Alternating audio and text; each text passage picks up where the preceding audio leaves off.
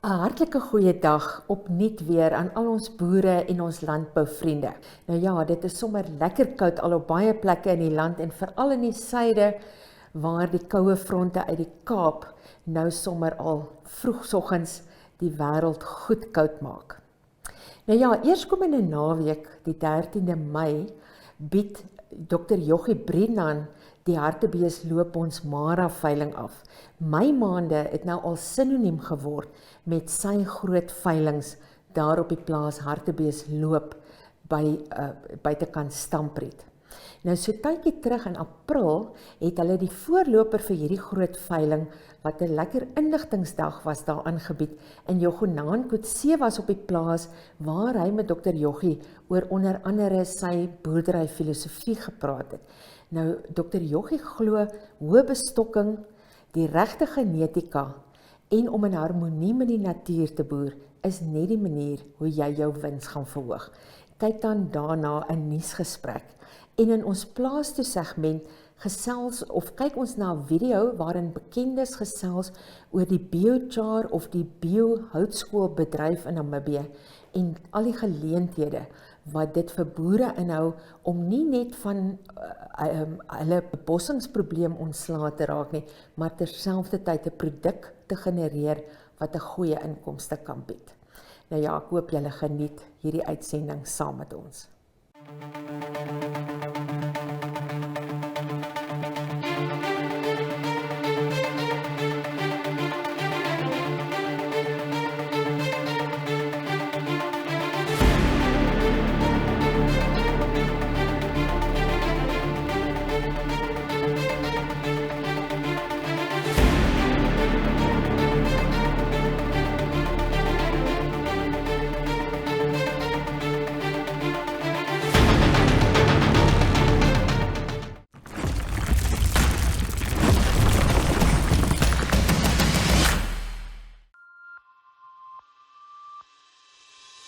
Funding part of it and the risk aspects that are related to the potato production is also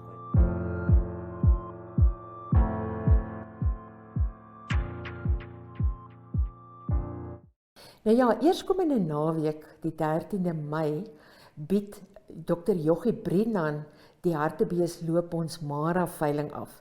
My maande het nou al sinoniem geword met sy groot veilings daar op die plaas Hartebeestloop buitekant Stampriet.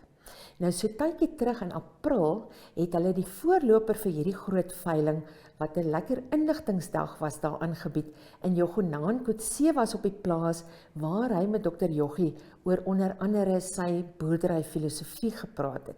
Nou Dr. Joggie glo hoë bestokking, die regte genetika en om in harmonie met die natuur te boer is net die manier hoe jy jou wins gaan verhoog.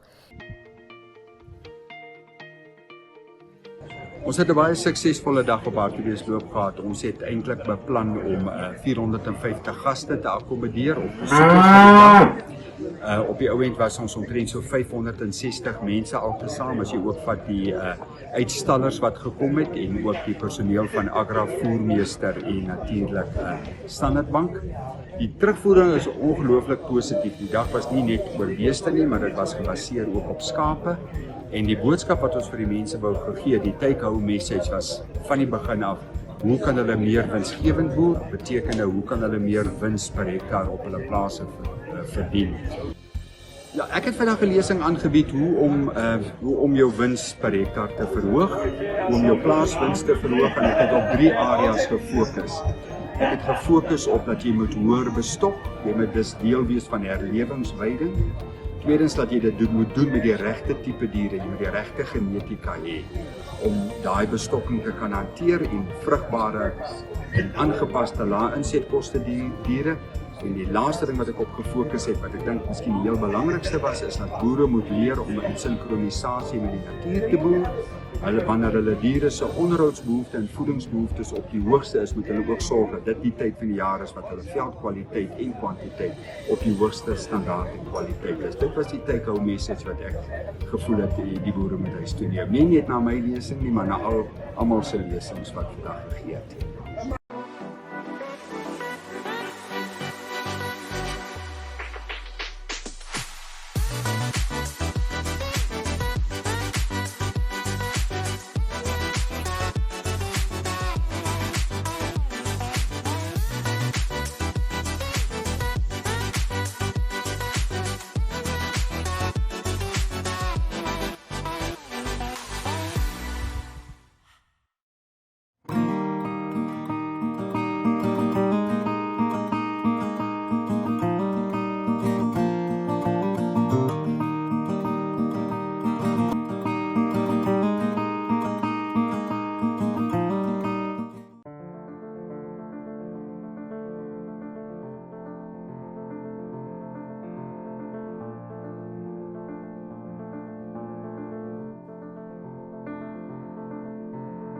Bush encroachment is a huge challenge for Namibia.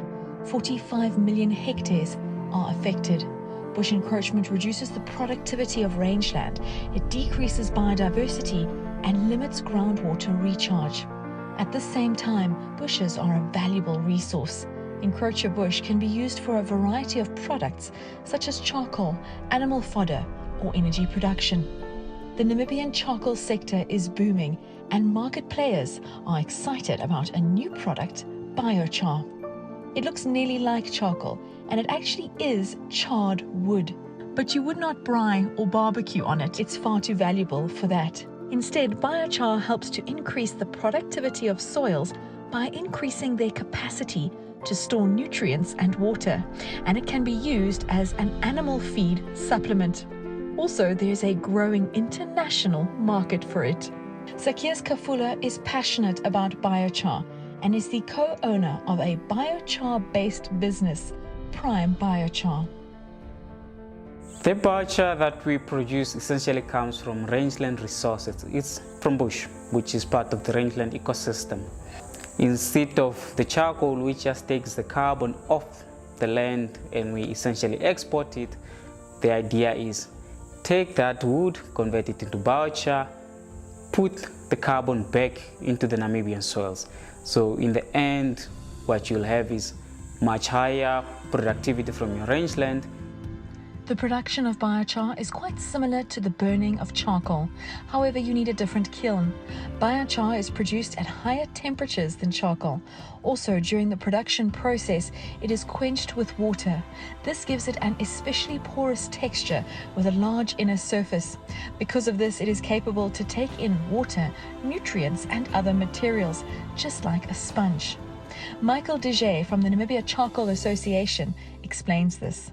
We are here to look at biochar, which is a valuable addition to our products on the farm. We use thin branches, everything that you can't use for boscos and what you can't use for charcoal, so it fits nicely in between. You can use any encroacher tree species in Namibia. Some of them you can't use for charcoal, but you can use all of it for your biochar because you use the thinner branches. Then coming to our production, how it's made, we use twigs that dry for about 3 months and it's then produced in a Kontiki kiln. Then we light it at the bottom. Then after we light it, we use layers of 10 centimeter. Once you see the white ash on top, we cover it again so you suffocate the layer underneath. Pyrolysis still carries on, and that's how we add layer on layer till you right on top. You can get out of a small Kontiki kiln, you can get about 500, half a ton of biochar out of that small size because you fill it to the brim. And in the end, the big difference between charcoal and biochar is it's quenched with water. The water stays in. You need to watch that it doesn't catch fire.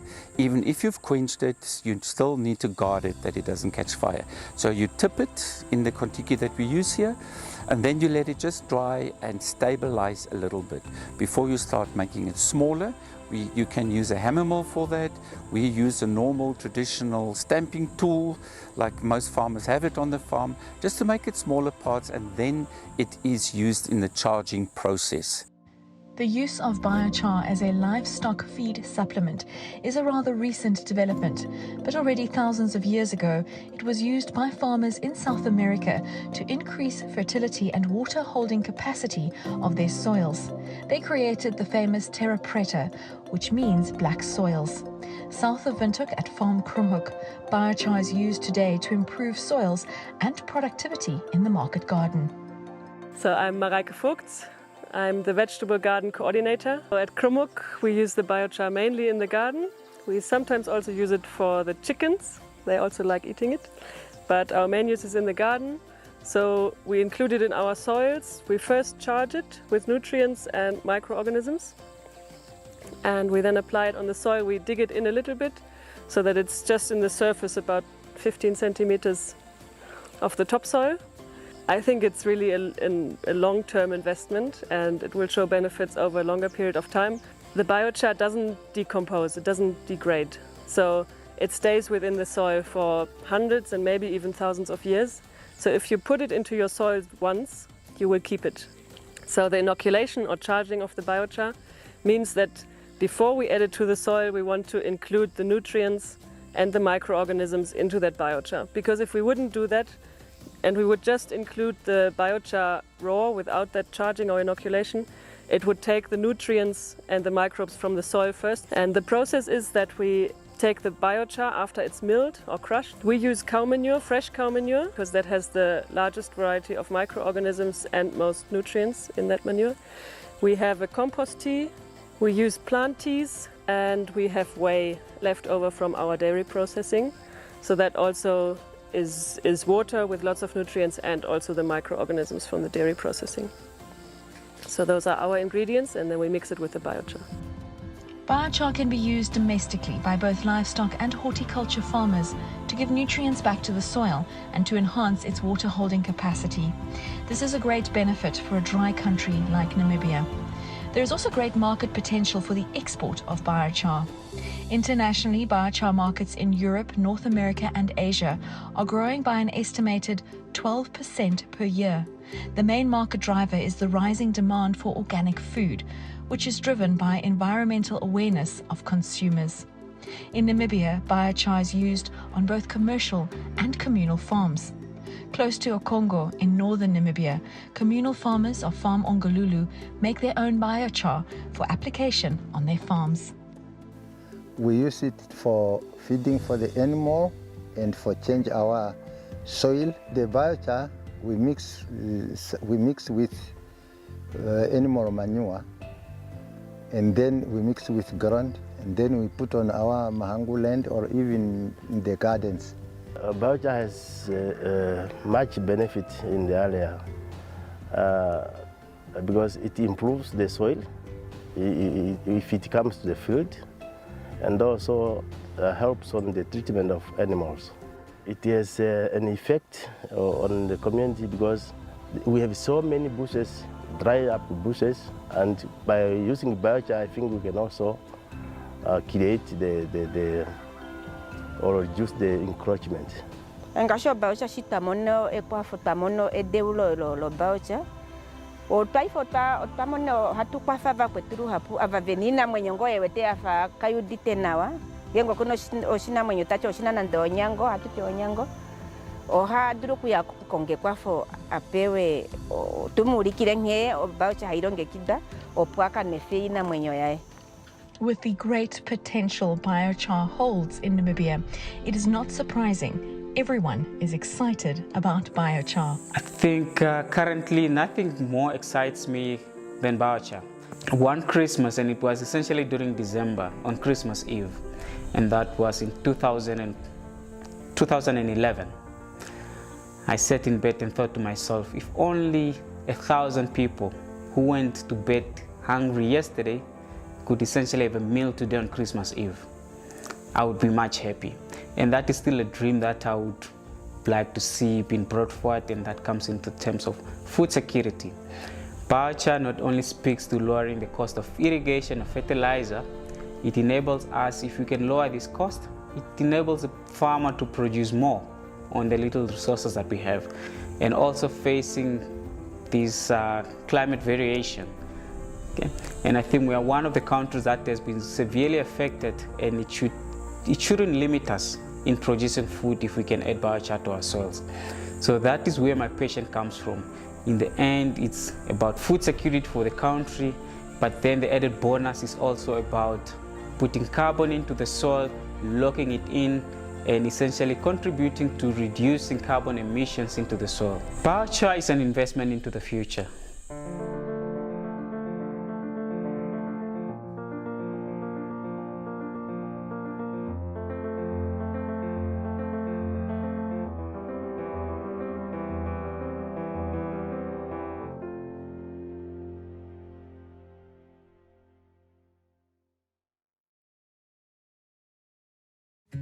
Adam Tas is coming to Vindhoek to help build a brighter future for education.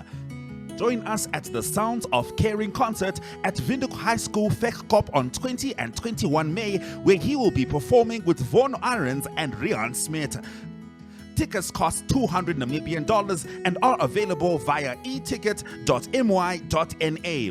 All proceeds go towards the African Child Development Trust.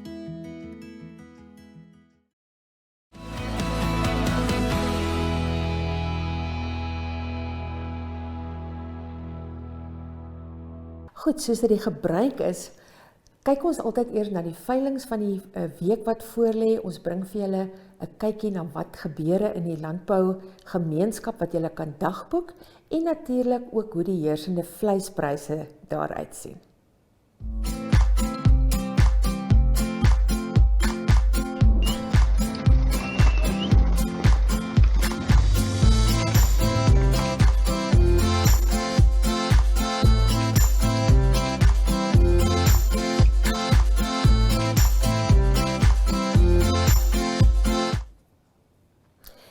Goed, op die 11de Mei het Agra op Mariental veiling, Karoo Oes het op Rehoboth 'n kleinvee veiling, Blouberg het een by Grootfontein, Hoogveld Agri het sy maandelikse veiling daar by Hoogveld se veilingskrale, Namboer bied in Windhoek die Simply the Best beesveiling aan en NLA het op Khoi se veiling. Op die 12de het Agra op Mariental, Otjiwarongo en hier in Windhoek veilings en NLA het op Keetmanshoop 'n veiling.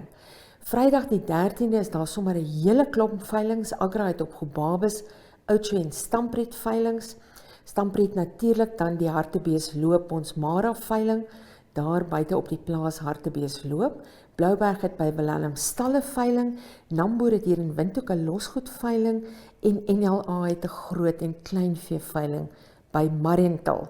En dan volgende Dinsdag op die 17de Mei het Agra op Okakarara en op Rehoboth veilings en NLA het 'n veiling by Leonardville.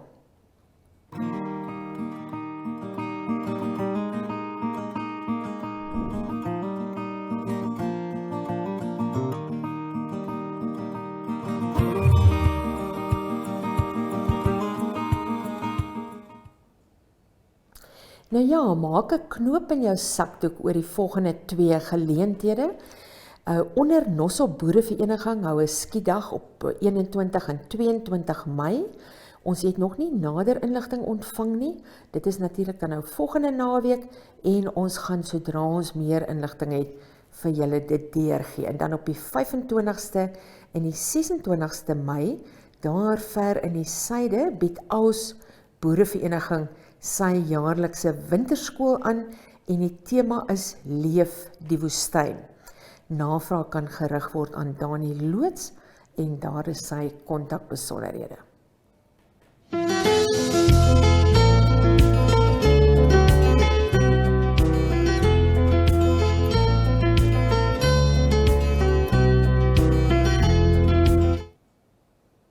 Wat die vleispryse betref, dit is dan wat verlede week nasionaal gegeld het by abattoirs.